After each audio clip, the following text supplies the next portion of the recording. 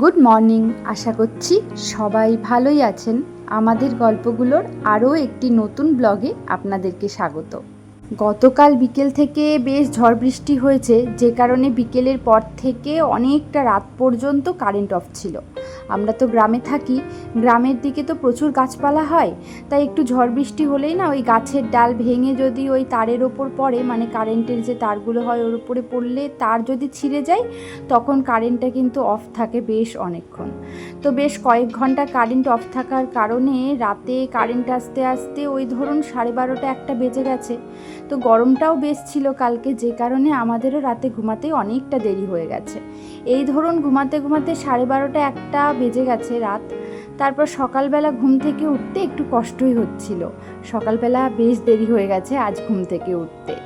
আর আমাদের মতন মায়েদের যদি ঘুম থেকে উঠতে দেরি হয়ে যায়, তাহলে প্রত্যেকটা কাজ সারাদিনে এলোমেলো হয়ে যায়। তবে যেদিন ঘুম থেকে উঠতে দেরি হয়ে যায়, সেদিন খুব তাড়াতাড়ি কিভাবে সময়ের মধ্যে কাজগুলো কমপ্লিট করে নিতে হবে, সেটা একটা আমি শিডিউল করে ফেলি।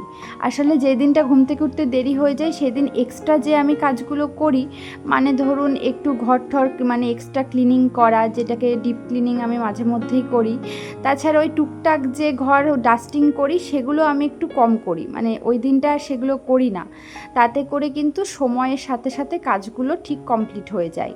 ঘুম থেকে উঠতে দেরি হলে ঠিক যেই কাজগুলো আমাকে করতেই হবে প্রত্যেক দিন, সেই কাজগুলোই আমি করে থাকি। এক্সট্রা কোনো কাজ করতে গেলে না সারাদিনে আর সময় পাওয়া যায় না। আর যেহেতু আমাদের বাচ্চা আছে, বাচ্চার প্রত্যেকটা কাজ তো আমাদেরকে সময় মতন করতেই হবে, সেই কারণে অন্য কাজগুলো করতে গেলে কিন্তু বাচ্চার অনিয়ম হয়ে যাবে। এই কথা চিন্তা করে আমাদেরকে সেইভাবে শিডিউলটা সেদিনের জন্য তৈরি করতে হয়। হাতে তো একদম সময় নেই, তবে উঠোন দিয়ে যেতে যেতে এই যে গাছগুলোর ফুল ফুটেছে এত সুন্দর, এদেরকে একটু না দেখে পারলাম না। এগুলো সবই আমার শাশুড়ি মায়ের হাতের যত্নে তৈরি। নাম না জানা হলেও ফুলগুলো দেখতে সত্যিই সুন্দর। তবে ওই যে লাল রঙের দেখলেন, ওটা তো দোপাটি। আর বাকি হলুদ রঙের আর যে পার্পেল কালার টাইপের একটা ফুল দেখালাম, এই দুটোর নাম আমার জানা নেই। আমারও খুব ইচ্ছা হয় এই ফুলগুলো উপরেও আমি টবে লাগাই, তবে কি বলুন তো, ওরা মাটিতে মানে উঠোনে মাটিতে যতটা সুন্দর হয়, যতটা ভালোভাবে গ্রো করে, এই টবে এনে লাগালে না ওরা কেমন ঝিমিয়ে যায়, অতটা ভালো ওরা গ্রো করে না। তাই আমার মনে হয় মাটিতেই ওরা বেশি ভালো থাকে টবের থেকে। তাই আর ইচ্ছা জাগে না যে টবে এনে লাগাই। আমরা যেমন গ্রামের মানুষেরা এরকম খোলামেলা থাকতে পছন্দ করি, হঠাৎ করে আমাদেরকে যদি কেউ ফ্ল্যাটে থাকতে বলে, তাহলে কিন্তু ওই শহরের ফ্ল্যাটে চার দেওয়ালের মধ্যে আমাদের দম বন্ধ হয়ে আসবে। তেমনি গাছগুলোর অবস্থা ঠিক সেরকমই। ওরা তো উঠোনে বেশ খোলামেলা পরিবেশে মাটির সাথে মিশে রয়েছে, ওদেরকে যদি উপরে এনে আমি টবে লাগাই, তাহলে ওদেরও দম বন্ধ হওয়ার মতন অবস্থা হয়ে যাবে। সকালবেলা এই জুসটা প্রত্যেক দিন আমি বানাই। শ্বশুরমশাই, শাশুড়ি মা, আমি আর আমার হাজবেন্ড চারজনেই খাই, তাই একটু বেশি করেই বানিয়ে নিই। আজ মঙ্গলবার, আজ আমরা মাছ খাবো না, গতকালকে মাছ রান্না করেছিলাম। আর এখন যা গরম পড়ছে না, এখন ওই একদিন পর পর মাছ খাওয়াটাই বেশি ভালো হবে। আর মাংস তো যত কম খাওয়া যায় ততই ভালো। প্রচণ্ড গরম পড়েছে কিন্তু গত কয়েকদিন ধরে। আমাদের উপরের ঘরে এই গত কয়েকদিন ধরে একদমই টিকতে পারছি না এই সময়টায়। একমাত্র বিকেলের পরই থাকা যাচ্ছে, কিন্তু এই দুপুর পর্যন্ত কিছুতেই থাকা যাচ্ছে না, প্রচণ্ড কষ্ট হচ্ছে। মিছরিকে তো বেশিরভাগ সময়টাই নিচে রাখছি, কিন্তু আমার তো কিছু করার নেই, আমাকে তো উপরের ঘরে থাকতেই হবে, কারণ উপরের ঘরেই তো আমার বেশিরভাগ কাজগুলো। এই যে যেমন ধরুন এখন একটু ঘরটা পরিষ্কার করছি, কোনো কিছু করি আর না করি এই ঘর পরিষ্কারটা তো আমাকে করতেই হবে, না হলে এলোমেলো হয়ে থাকা ঘর দেখলেই আমার মনের মধ্যে কেমন ডিপ্রেশন চলে আসে। আজ আমি শুধু ডাল আর ভাত রান্না করেছি, আর শাশুড়ি মা নিচে ভেজ যে তরকারিগুলো করেন, মানে নিরামিষ রান্নাগুলো, সেগুলো করেছেন।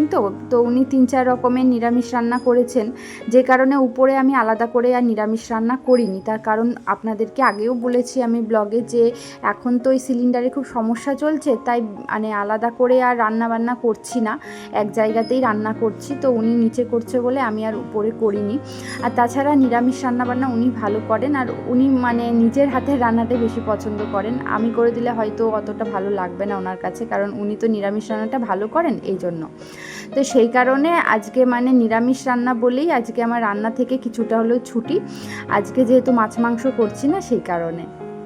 আমার শাশুড়ি মা নিরামিষ রান্নাগুলো না নিজে হাতে করতেই পছন্দ করে, তাই আমি বলার সত্ত্বেও উনি বাড়িতে থাকলে নিরামিষ রান্নাগুলো উনি করে থাকেন। হ্যাঁ, মাঝে মধ্যে আমিও করে দিই, তবে যে রান্নাগুলো উনি বেশি ভালো পারেন ওগুলো উনি অন্য কাউকে দিয়ে করাতে একদম পছন্দ করেন না, তাই আমি আর জোরাজোরি করি না। যখন উনি করছেন তাহলে ওখান থেকেই নিয়ে নেব।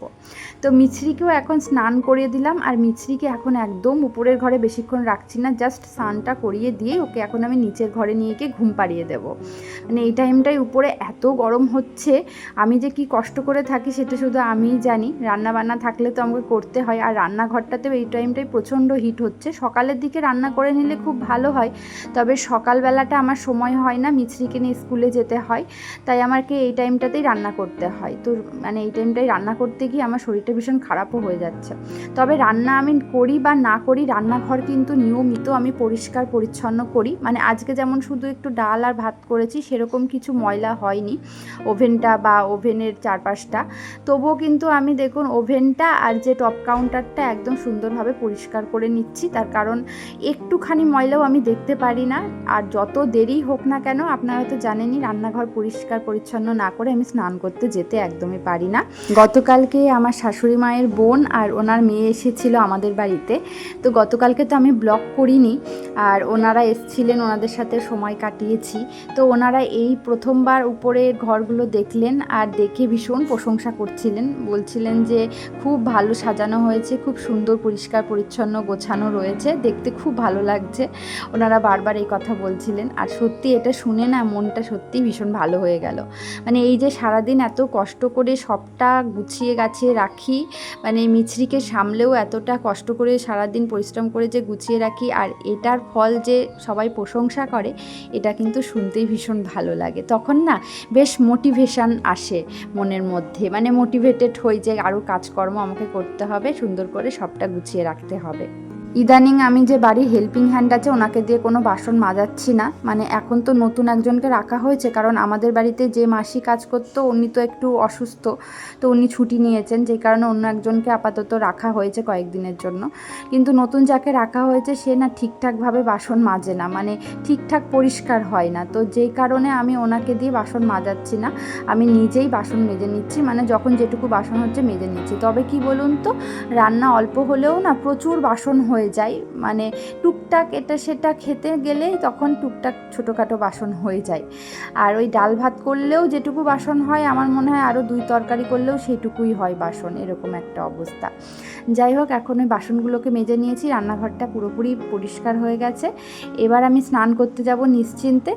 আর তারপর আজকে বেশ কিছুটা মানে ঘর গুছিয়ে রেখেছি, আর বিকেলের দিকেও বেশ কিছুটা গুছাবো। তার কারণ হচ্ছে এই টাইমটায় এত ঘরে গরম লাগছিল যে আমি আর বেশিক্ষণ থাকতে পারছিলাম না ঘরে। তবে আমাদের এই যে রান্নাঘরের যে সামনের ছোট্ট বারান্দাটা, সেই জায়গাটা না একটু ঠান্ডা। তার কারণ কি বলুন তো, পাশে তো আম গাছ রয়েছে, ওই আম গাছটার কারণে বেশ ছায়া থাকে জায়গাটা, সেই কারণেই রান্নাঘরটা একটু ঠান্ডা। তবে যখন রান্না করি তখন হিটের কারণে কিন্তু বেশ গরম লাগে, রান্না না করলে বেশ ঠান্ডাই থাকে।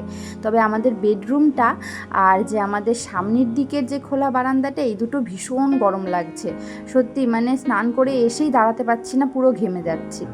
যাই হোক, এখন প্রায় বিকেল হয়ে গেছে, দুপুরবেলা স্নান খাওয়া দাওয়া সেরে এখন আমি আরেকটু ঘরটা গোছানো বাকি আছে সেটা করে নিচ্ছি। আজকে তো সারাদিন খুব বেশি ঘর গোছাতে পারিনি, তবে আমার এই জায়গাটা যেখানটায় আমার সমস্ত বেড কভারগুলো, তারপর তার বালিশের কোলবালিশের কভারগুলো থাকে, সমস্তটা মানে একটু এলোমেলো হয়েছিল, বেশ কয়েকদিন গোছানো হয়নি, তাই আজকে গুছিয়ে নিচ্ছি। আর যে আসনটা আপনারা দেখতে পেলেন, সেই আসনটা হচ্ছে আমার একদম নিজের হাতের বানানো একটা আসন, ওটা আমি নিজের হাতে বানিয়েছি। আর ওটা আমি যখন পুজো হয় ভগবানের, মানে যে সিংহাসন হয় ভগবানের জন্য পেতে দিই। আর এই যে কাঁথাটা দেখছেন, এটা আমার মা মিছরির জন্য বানিয়ে দিয়েছে, এটা যখন হালকা ঠান্ডা থাকে তখন মিছরির গায়ে দিয়ে দিই। আর এই দিকটাই আমি সমস্ত বেড কভারগুলো রাখবো, কারণ এই জায়গাটা একটু অগোছালো ছিল বলে সবটা গুছিয়ে নিচ্ছি। আর যেগুলো একদম নতুন বেড কভার, মানে এখনও পর্যন্ত ব্যবহার করিনি, সেই বেড কভারগুলো একটু গুছিয়ে নিচ্ছি, আগে রেখে দিচ্ছি। তারপরে যে বেড কভারগুলো আমার সবসময় ব্যবহার করা হয় সেগুলো রাখবো।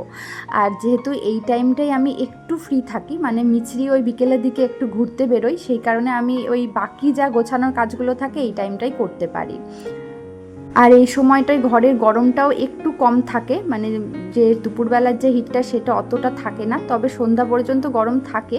তো সেই কারণে এই কাজটা এখন করে নিচ্ছি। এরপর সন্ধ্যার পরে ভিডিও এডিটিং করতে বসতে হবে, মানে কোনো সময় আমার ছুটি নেই। আবার মিছরি চলে আসলে মিছরিকেও কিছুটা সময় দিতে হবে, মানে মিছরি এখন সন্ধ্যাবেলা একটু একটু পড়তে বসে, তো ওকে নিয়ে পড়তে বসতে হবে। যাই হোক, আজকের ব্লগটি এখানেই শেষ করছি। আশা করছি ব্লগটি ভালো লেগেছে। দেখা হচ্ছে পরের ব্লগে। সকলে ভালো থাকুন, সুস্থ থাকুন।